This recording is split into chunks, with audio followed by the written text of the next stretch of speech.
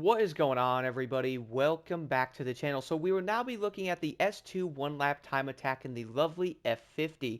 So the first thing I have to mention about this car is simply going to come down to the fact of, well, if you are coming from the Lamborghini, do be careful with this thing because, yeah, the brakes are honestly not all that. Now, I did manage to get gold with it. Obviously, I probably could do better.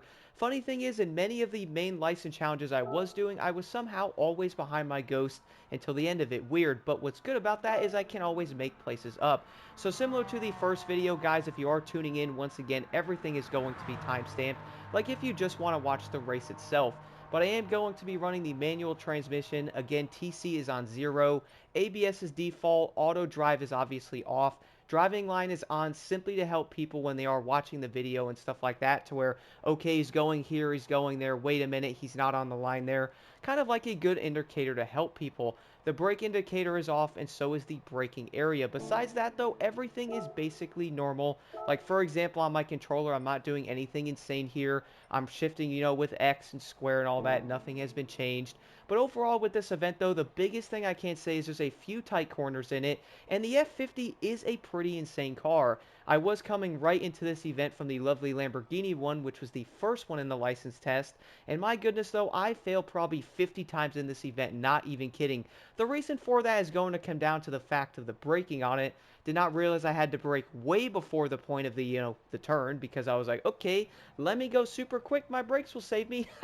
Yeah, no, that's exactly what did not happen. I flew off the track, I crashed in basically most of the turns. But after a few runs, I'm like, okay, so I brake here, I go around this corner. Again, as I did mention in the Lamborghini video, though, having good throttle control here, guys, is so dang important. You can also actually shift in the middle of the turn, which I was going to mention in the Lamborghini video, and I'm probably going to be mentioning this a few more times in some of these.